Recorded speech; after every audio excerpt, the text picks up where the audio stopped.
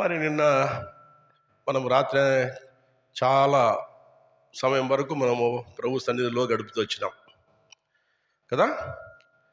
బాగా సంతోషంగా ఉన్నిందా? ఏమైనా బాధగా ఏదో పోగొట్టుకున్నట్టుగా ఉన్నిందా? ఏం లేదు కదా. ఎంతో సంతోషము. దేవుడిచ్చే ఆశీర్వాదాలు పొందుకుంటూ పోయినాం, దేవుడిచ్చినటువంటి వాగ్దానాలు పొందుకుంటూ పోయినాం కదా. మరి ఈ ఉదయము మరి అందరూ కూడా సకాలంలో చేరొచ్చినారు. అందరు బట్టి కూడా వందనాలు, స్తోత్రాలు. ఇంకా రావాల్సిన వారికి కూడా త్వరగా మందిరాన్ని నడిపించాలని ప్రభువుకు ప్రార్థిస్తున్నాను. మనము ఆరాధనకు ఆధారకరంగా, ఆరాధన అంటే ఎప్పుడు చేస్తూనే ఉన్నాం కదా. ప్రతి ఆదివారం చేస్తున్నాం, నిన్న చేసినాము, నిన్న కూడా చేసినాం కదా. ఆరాధన చేసినారా లేదా? చేసినాం కదా. రాత్రంతా నిద్ర మేలుకున్నాం.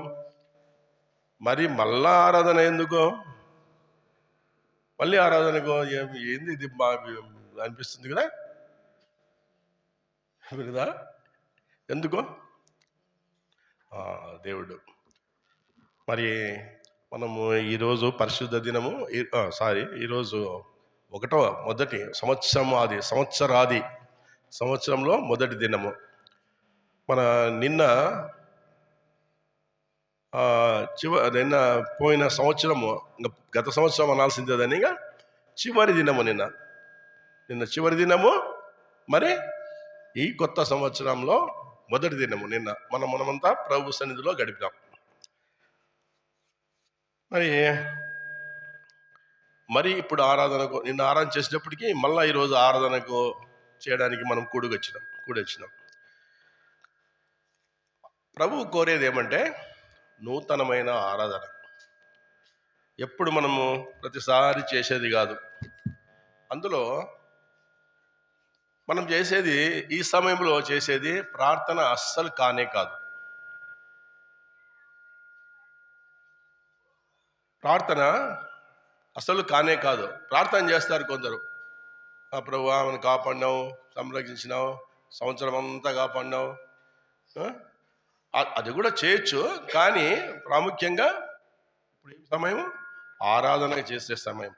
ఆరాధన నూతనంగా ఉండాలని ప్రభు కోరుతాడు. ప్రతి దినం చేయొచ్చు, ప్రతి దినం ఆరాధించుకోవాలి కూడా. తప్పకుండా ప్రార్థించాలి. ప్రార్థించడం అంటే ప్రభువుని అడగడం. ప్రభువా మీరు నాకు ఈ సాయం చేయండి, లేకపోతే నాకు చేసిన దాన్ని బట్టి కూడా నీకు కృతజ్ఞతలు చెల్లిస్తున్నాను ప్రభువా, ఈ అక్కర్లున్నాయి, ఈ ఇబ్బందికరమైన పరిస్థితులు ఉన్నాయి, ఇవన్నీ కూడా మనము ప్రార్థనలో దేవుని దగ్గర కనిపెడతాం. కానీ ఆరాధన అంటే ఏమి? మన ప్రభు ఎంత గొప్పవాడో, ఎలాంటి గుణగణాలు కలిగినటువంటి దేవుడో, ఎలా క్షమించే దేవుడో, ఎలా ప్రేమించే దేవుడో, ఇవన్నిటిని బట్టి మనము ఆరాధన చేస్తామన్నమాట. ప్రార్థన కాదు,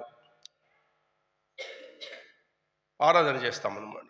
సరే, మనం ఇప్పుడు మనం ఆరాధనకు పోదాం. నూతనంగా ఆరాధించడానికి కొరకై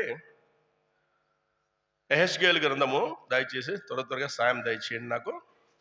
యెహెజ్కేలు గ్రంథము 36వ అధ్యాయం. ఇది అందరికీ సంతోషకరమైనటువంటి వచనం. ఇది యెహెజ్కేలు గ్రంథము 36వ అధ్యాయం 11వ వచనం.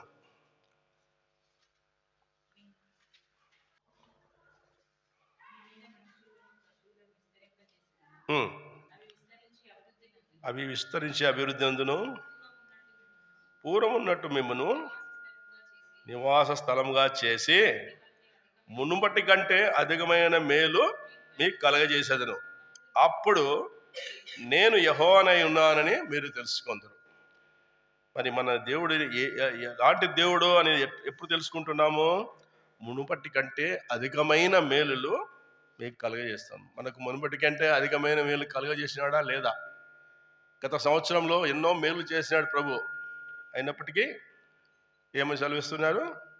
మునుపటి కంటే అధికమైన మేలు మీకు కలుగజేస్తాను. ప్రభు సహాయం కొరకే.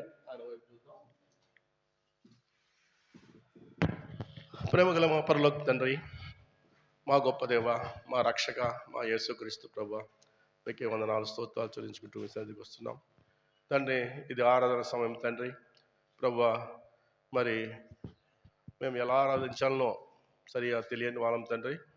మీరే ఈ వాక్యం ద్వారా మాకు బోధపరచండి. మీరు ఎంత గొప్ప దేవుడో, ఇంత మహత్కార్యాలు మా పట్ల చేశారో ప్రభువా, ఇవన్నీ తలపోస్తూ నిన్ను హృదయమారా ఆరాధించడానికి సాయం దయచేయండి ప్రభువా. మరి గత సంవత్సరము లేదా నిన్న చివరి దినంలో కూడా ఎవరు ఆరాధించలేకపోయినారో వారందరూ కూడా ప్రభువా చక్కగా ఆరాధించడానికి ఉదయమార ఆత్మతోనూ సత్యంతోనూ ఆరాధించే కృపను దయచేయండి. ప్రతి ఒక్కరిని సంధించండి. ప్రతి ఒక్కరు ప్రభువా తమ నోరు తెరిచి తమ పెదవులతో ప్రభువా నేను ఆత్మతోనూ సత్యంతోనూ ఆరాధించే కృపను దయచేయమని యేసుక్రీస్తు ప్రభు నామమునే ప్రార్థిస్తున్నాం తండ్రి.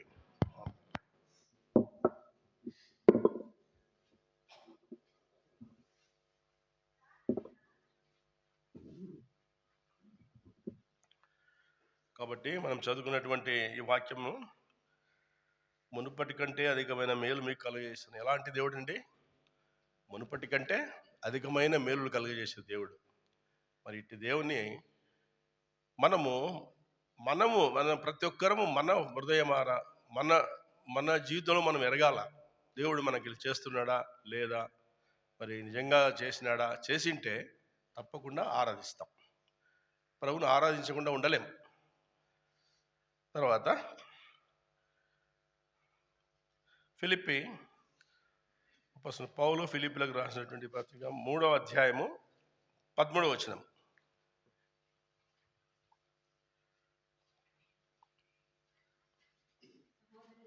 సహోదరులారా, నేను ఇదివరకే పట్టుకున్నానని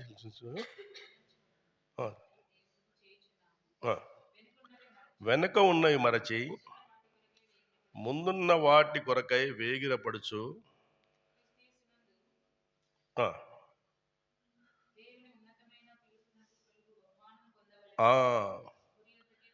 పరిగెత్తుతున్నాను. వెనక ఉన్నాయి మరిచి సంవత్సరం గతించిపోయింది. మళ్ళీ ఎన్నెన్ని మన జీవితాల్లో మరి ఏమంటాము, ఎన్నెన్ని కష్టాలు, ఇరుకు ఇబ్బందులు, లేక ఎన్నో సమస్యలు, నిందలు, మనను ఇంకా బాధించిన వాళ్ళు ఎవరెవరో ఉంటారు మన జీవితంలో. ఎవరికో కొద్దిగా గొప్ప ఏదో ప్రతి ఒక్కరి జీవితంలో ఉంటుంది. మన ఇంటి వాళ్ళు కానీ, మన పొరుగు వారు కానీ, మన బంధువులు కానీ ఏదో రకంగా మనను ఇబ్బంది కలిగించుతూ వస్తుంటారు. మాటల ద్వారా లేకపోతే చేతుల ద్వారా చేస్తుంటారు. కనుక ప్రభు సెలవిచ్చేది ఏమంటే, వెనుక ఉన్నవి మరిచి, ఇంకా సంవత్సరం గడిచిపోయింది, మనలో కూడా అలాంటివి ఏమన్నా ఉంటే అవన్నీ మరచి ముందన్న వాటి కొరకై వేగిరముగా ధైర్యంతో ముందుకు సాగాలి. ఎలాగో మరి బహుమానం ఉంది. ప్రభువు మనకు బహుమానం ఇచ్చేవాడు. ఆ బహుమానాన్ని పొందడానికి ఈ వెనక ఉన్నటువంటి మర్చిపోయి, సమస్యలను మర్చిపోయి, మరి ముందున్న వాటి కొరకై, ముందున్న బహుమానం కొరకై మనం వేగిరంగా ఆయన ఎదుగు పరిగెత్తాలి. మనకు ప్రభు బహుమానం దయచేసినటువంటి దేవుడు. అలాగే యెషయా గ్రంథము 41వ అధ్యాయము 10వ వచనం.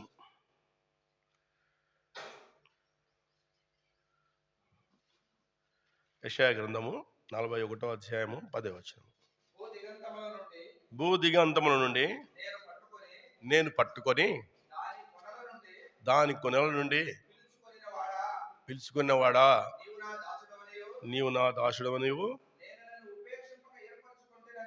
నేను నిన్ను ఉపేక్షింపగా ఏర్పరచుకుంటున్నాను, నేను నీతో చెప్పినాను, నేను నీకు తోడై ఉన్నాను, భయపడకము, నేను నీ దేవుడనై ఉన్నాను, దిగులు పడకము, నేను నిన్ను బలపరచును, నీకు సహాయం చేయవాడును నేనే. చదవండి. నీతి అను నా దక్షిణ హస్తముతో నిన్ను ఆదుకొందును. చూడండి, ఇంకా ఎలాంటి దేవుడు ఈ గొప్ప దేవుడు. నేను ఎప్పుడు ప్రతిసారి చెప్తూనే ఉంటా, మహాగణుడు, మహోన్నతుడు, పరిశుద్ధుడు, నిత్య నివాసి అయిన దేవుడు, ఉన్నత పరిశుద్ధ స్థలంలో నివసించే దేవుడు. అయినప్పటికీ ఆయన ఎక్కడ నివసింపాలని కోరుకుంటాడు, ఎక్కడ ఉండాలని కోరుకుంటున్నాడు,